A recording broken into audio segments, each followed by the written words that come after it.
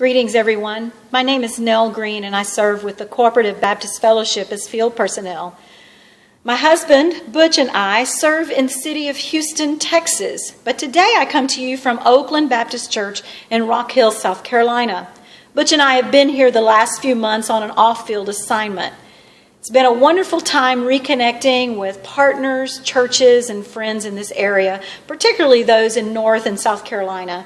We've been in many of your churches, and we so appreciate the opportunity to speak and to be with you. Oakland is about to enter a time of special emphasis. It's time to emphasize the offering for global missions. Houston is actually going to be featured in some of the literature this year's offering. I hope that you'll go to the fellowship.info, have a look at the posters and the DVDs with videos and bulletin inserts, all of them telling the story of what God is doing in Houston. Let me say now, thank you so very much for your gifts and for your offerings. Without the things that you do and the sacrifices that you make, it simply wouldn't be possible for us to do what we're doing in Houston or for any of your field personnel to be accomplishing their tasks that they're about all over the world. So I just wanted to share with you today a few ways that maybe you can connect on a little bit more personal level and hear the stories from the field. One of the things that Butch and I hear very often as we connect with people is that, well, we don't hear enough of your stories. I know that field personnel want to share those stories with you.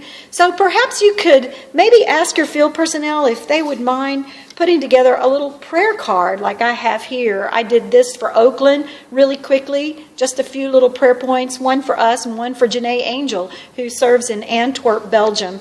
People have them just sitting out on some of the tables in a little brochure stand so folks can just pick them up and use them at home however they might like. Another thing that I'm going to be doing for Oakland is in the month of November, having some little short devotionals that share some of the experiences we've had on the field that would go along with the Sunday school literature. They used formations from Smith and Helwes. Maybe you could contact your field personnel and they would be willing for just a couple of weeks or for a time of emphasis to just write a couple of paragraphs that would go along with the literature that you're using. If you go to cbfinternationals.org, we also have quite a few other things that you could use to emphasize the need for prayer for internationals. This is a little brochure that we have, or we also have a little booklet called Welcoming the Stranger. I love being able to use technology to connect with our churches, things such as this video or Facebook or Google Hangout. Why not call one of your field personnel and say, hey, can we have 5 minutes of your time on a Wednesday night or a Sunday morning, and Skype them in? That's a lot of fun, and they enjoy connecting with you in that way. So many things that we can do to share with you what God is doing all around the world, but we also want to hear what God is doing in your place. It's not just a question anymore of outsourcing. It's a question of all of us doing this together.